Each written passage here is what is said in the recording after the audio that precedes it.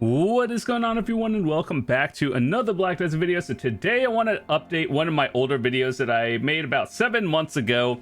It's all the different artifacts that I use. I'm going to talk about which ones you should use from beginner all the way to endgame, and especially for all of you life skillers out there, because there's a lot of different choices. But we also got a new Lifeskill artifact that I'm working on, and that actually simplifies a lot of things, to be honest. But for all of you PvEers and PvPers, we're going to be talking about this, and people get confused on like, what should I use and when do I use things and when do I switch? So we're going to be talking about this. So first of all, if you are a beginner, you're probably looking at all these things and like, oh, Kabuas, I can't afford these yet. What do I do? So what you would do is probably get one of these. I think there's a quest for it as a beginner, and like OV Academy gives you a bunch of artifacts or monster damage, so it's not like you have to go grind it. You just kind of get it by doing a few quests, and extra AP against monsters is actually really nice, just because it helps you go up like 12 AP and even more. We're going to be talking about artifacts as well. So like, what you should do is, for beginners, the free monster damage artifacts that you get are pretty good, and I believe there is one for just straight up, like, fire is considered the offensive one, earth is defensive, wind is like utility and resources, flora is life skill, special is what you combine with the other combinations to make a better tier. And yeah, so for beginners, the one thing I would recommend is, like, if you don't want to spend too much early on, probably just anything that gives extra monster damage. So where like species is always good, and I think there's one for just, there's a few like extra AP against certain monsters in general, but we'll talk about that. So first of all, this is where the mid game begins. Once you, let's say you have your Kabua artifacts, right? We'll talk, that's a different story. You're probably wondering, okay, so what should I do? The best thing you should do if you are undercapped in a spot, if you don't know what that means, let me show you. So let's take this one, for example. This is your sheet stats right here, right? And you want to basically look at it by monster AP. So what you would do is hit view total stats, and then you see this. So if it's green, it's good. Red is bad. You want to be within recommended and or above max AP. And if you are under that cap, what you would do is probably go either species damage or all-out attack. All-out attack gives you the most AP and offensives, but it has a trade-off of you are going down in damage reduction and negative evasion. So basically your glass cannon. This will help you the most in terms of if you are undercapped in the spot to grind the highest one you can, getting as close as you can to it. Whereas people who are, you know, grinding specific spots, for example, like let's say Edania, you would probably going to get, you know, species damage, because if you are within range of like recommended but not necessarily getting into the max AP spot, Edania pushes you a little bit higher, and generally if you are not meeting a cap, you want as much AP to species or AP in general. So right now, Twisteds are very expensive. This one in particular is because we got Edania Part 2 or Inner Edania, and everyone is grinding there, or at least all the endgame players. So none of us are overcapped in every single spot yet, so that's why we use it. If you had it from before, congratulations, you saved yourself like 20 billion plus. That's really nice. And I would say all-out attack is the slightly cheaper option, just because all the things here are like 100 mil, and you know, the strike is kind of expensive. You need 2 of them, but you're spending like 7 billion instead of 20 plus. So, you know, that's good. And for all the other ones like Kama Sylvian and Demi-Human, you know, these are also cheaper. It really just depends on your spot. So take that with a consideration of where you're grinding first. But I would say all out attack, doesn't matter what species, generally good one for people who are under a cap and just want to do max damage output. This is also really good for other things like Altar of Blood. When you're doing that, you just want as much damage. black shrines, party and solo shrines. So the things over here, the black shrines, that one is a very solid one because there's no species type. So just overall, all around good one. Species damage, very limited and selective, obviously. And for a majority of people, it's going to be two different options: Vicious Shadows and Target Opening. Now, ideally, you want to get them both, but you're probably saying, oh, I can only pick one set at a time. What should I do? I would say Vicious Shadows is better. So to give you an idea, this one is monster damage, crit damage, and back attack. Every spot for PvE is for back attack, whereas Target Opening is a little bit less AP, but it gives you crit damage. So if you are 100% crit with reforges and everything, depending on the spot, that this might be better. And if you don't want to lock in, and like you have to basically get more back attacks with Vicious Shadows to do higher damage output. So it really depends on, are you locked in when you're grinding? And I think someone did the math about it, and you have to hit about 60% back attacks with Vicious Shadows to do more damage than Target Openings. These are both very good options. It's just one is which grind spots are you doing? Because some grind spots you don't really get a lot of back attacks. It's very difficult, and you know, it just depends. So these are both very good options. The combination is Strike, Rage, Marked, and Lungs. You're probably seeing mine are all amplified. That means they're just the upgraded versions, and you can buy them as well. Or if you've grinded Edania stuff, it's not super hard. I think you can actually buy everything off the market nowadays since it's been around for a while. So to give you an idea, like for example, this is what you would normally get. For example, Twisted, this is +5 Edania AP. The amplified version is +7. Kind of like Crystals, it's just a slightly upgraded version. It is the best in slot one.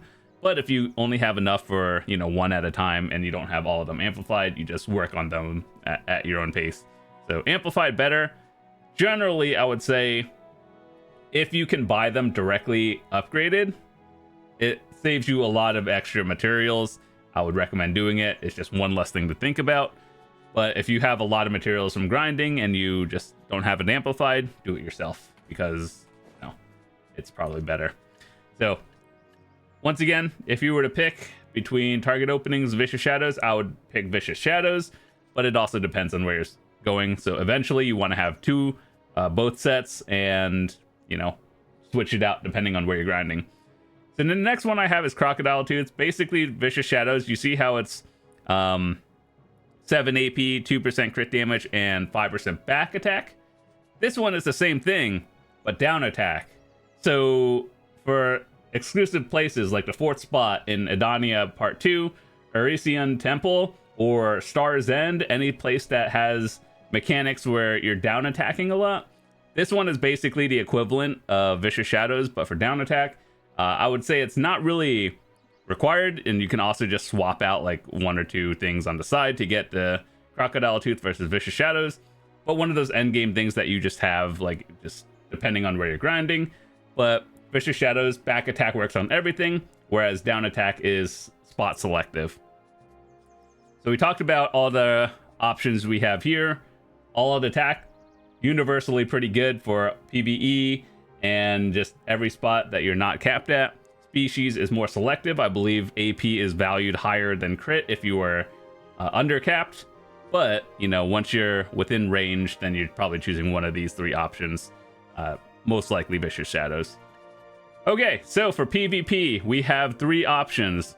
So these are the Dekia artifacts. You get them from, like, you know, I believe Ash Forest, Dekia 2 Golems, Olins, and everything. So for PvP, this one is what I use.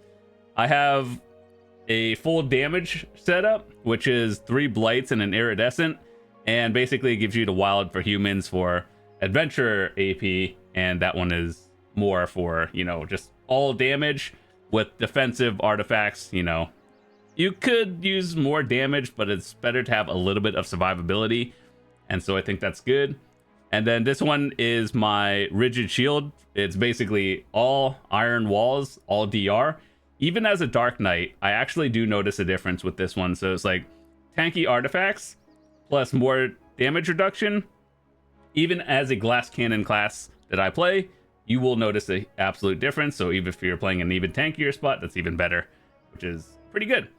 I tend to use this one more for PvP just because I value survivability. I'm also more geared than the average player, but you know, I think it's also pretty fun to go glass cannon every now and then. So either one. And this is my evasion one. I kind of just have it. I don't really use it simply because, you know, I don't play invasion class and I don't have the crystals and everything. But, you know, I've talked to other people and they said they use this as well.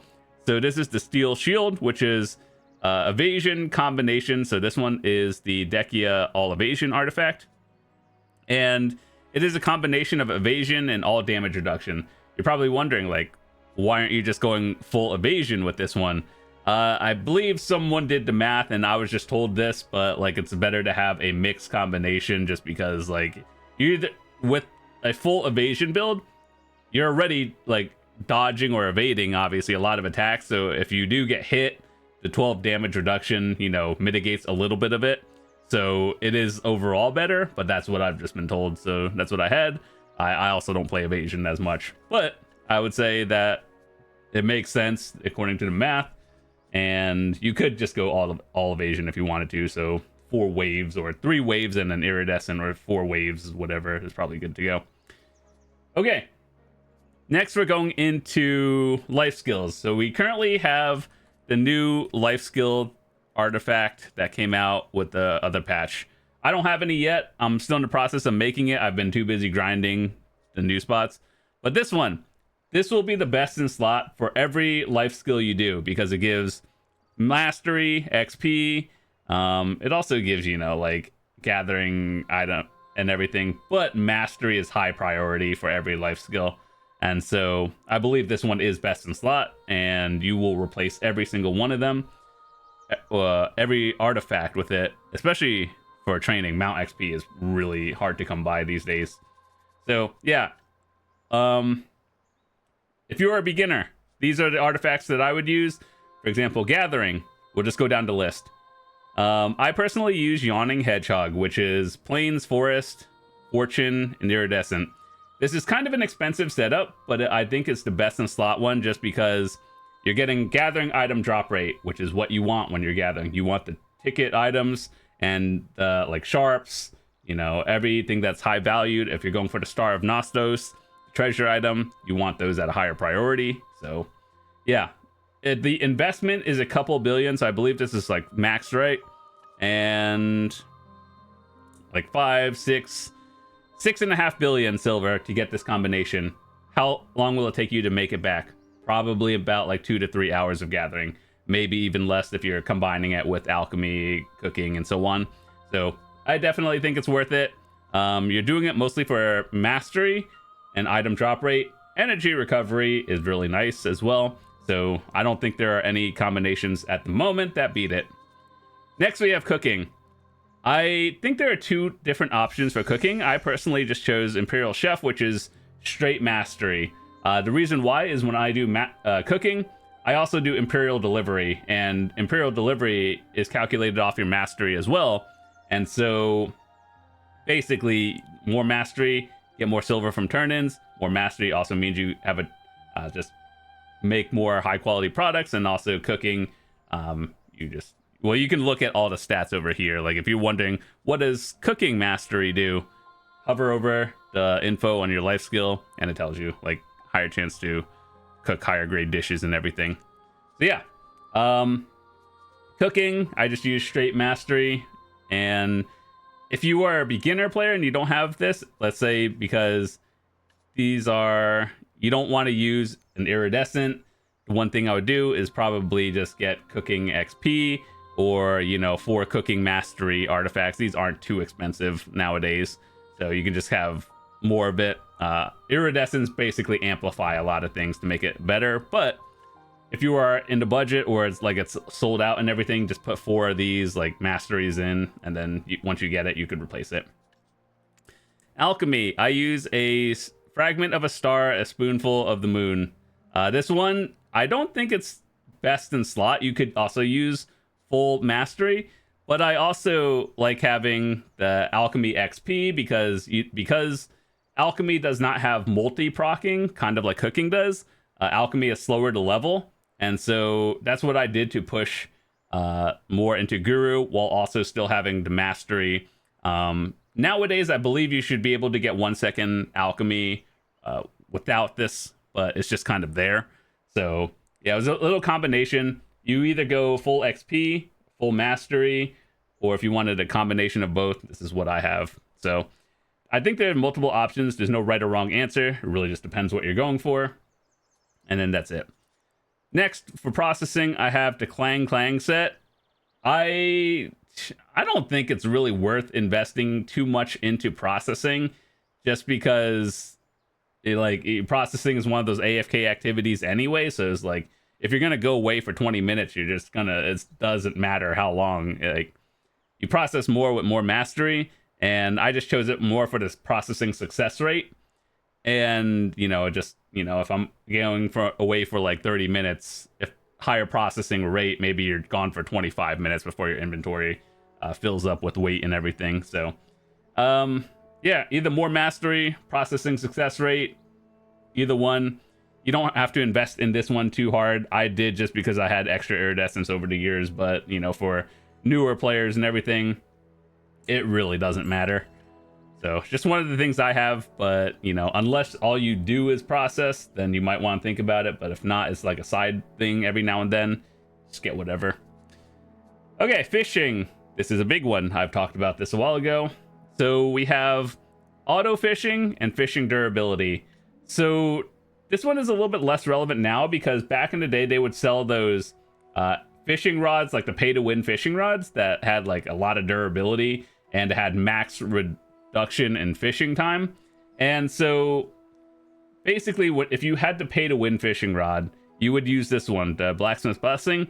So you wanted to get the most value out of it, and so you wanted to gear durability to not drain as fast. So that's why we use this one. So if it ever comes back again, which I think probably around Christmas it will, or people who did like the Olvia Academy, I think it gives you a fishing rod like that. Or let's say you're using a triple float rod, chances are you want to have as much durability to use it at the same time. But for everyone else using a Balanos rod, you want to have as much auto fishing time reduction as you can. So like if your fishing rod runs out of durability, it's not a big deal with like the Balanos rod. You just repair it like normal. But you want to have AFK fishing time reduced, and that's good, especially in abundant spots, not like Velia Coast where everything is exhausted. But if you fish somewhere where things are abundant or not completely exhausted, fishing faster leads to more silver. But yeah, durability, pay-to-win rod, non-durability, or yeah, like non-pay-to-win rod, auto fishing time reduction, always good. Next we have mount training. Now, Into the Sunset, I believe there are 2 different combinations. I don't remember the other one. I don't know the other combination, but there's one that gives straight mount XP, which is if you're trying to level your horse instead of the training life skill, you could do that one. But what I have is just a jack of all trades one, mount XP, training XP, and mastery. Into the Sunset, whether people say it's the best in slot or not, it really just depends on what you're going for. If you want your training level and horse level mixed at the same time to go up, that's good. This is what you would use. If you're just purely leveling up horses to get it to 30 for the stats and doing whatever with them, just go for mount XP. For hunting, I believe Canine's Tooth is hunting XP, crit rate, hunting mastery, and attack crit is a little bit less relevant. You can just buff with that with like a cron meal to get higher crit. But crit hit rate with a matchlock or sniper rifle, I believe I was told by other guru hunters that it does matter. And so if you're just leveling it to get like your life skill up from hunting to like guru, you just go straight up XP. After that, you're trying to go for full damage, and if let's say you're using it for the materials and everything, chances are you want to do max damage output, which is mastery, crit rate, attack speed, and more damage with obviously the outfit and the higher tier weapons and everything. So yeah, I think that this is also a combination of like there's no best in slot one. This is just what, you know, people have recommended to me that are also guru hunters and what I've seen other people use. Next, we have farming. Farming is kind of an irrelevant life skill. After you get to guru, basically you want the smaller farming plots, and so that way you can put more things in a smaller area. It's just convenient. But yeah, after they made the change a couple of months ago where all crops generally take roughly around like 20 hours to grow from 0 to 100%, it's a little bit harder to get farming levels. But after farming Guru 1, or I think it was a Guru or Master 1. Either way, it's kind of irrelevant. You just kind of grow whatever you think is a bottleneck for your cooking or alchemy and so on, and then it goes from there. So what I have is just straight up XP. Mastery, I don't think even is a thing. It's just there is like one option, and even then, would I invest like 5 bill into it if you don't have an extra iridescent? Probably not. I would just go straight up XP. Or even like the harvest ones, which are very cheap these days. You don't even have to think about it. You don't have to put an iridescent. I think it's probably a little bit less XP, but iridescence is more. But that 5 bill, will it pay itself back? That is depending on how much silver you have. So yeah, with that said, I believe I might have another combination on, or actually no, this is my hunting character. I just have the rifles. I put the things away. Sailing. Do I have it on? Oh god. Which character was my sailor? For sailing, I think you just want mastery because it makes your boat go faster. So anything ship speed, anything mastery for sailing makes boat go faster, and that's good. All right, so there's a few more beginner options that I have. Well, this is demi-human. We talked about species damage, and anything that's not Adania species is a little bit cheaper. And this is also one of the older ones that I used previously. And oh yeah, so predation is the one for extra AP against monsters. This one is called Death Blow. Increased AP against monsters by 10, and then crit rate 10%. Now, this one is a little bit outdated. It was good back in the day, but it's also a very good budget-friendly one. So for classes that don't reach 100% crit rate, this is a good option, an alternative, because it just gives more damage and more crit rate, and crit rate is pretty important. So good budget, beginner-friendly one. And then finally, my straight XP one, which is going to be outdated once level 75 comes out, I believe October. And once everyone's max level, it's going to be irrelevant. But until then, the only time I use this is on seasonals, when I'm leveling up a season character to like 60, just getting that thing speed ran in like a day and a couple hours. And that's what I used it on. If you were AFKing on dummies back in the day, then this is also what it's for. But aside from that, this is just straight up XP. So until like you hit a cap in October at level, like right now the cap is level 70. October cap is 75, and I believe they're probably going to raise it like every other MMO, X amount of levels per expansion. And it's a very niche thing. Chances are you don't really want to use this on things that are not like seasonals, and you want to be doing damage if you're doing PvE. So anything of all of these are good.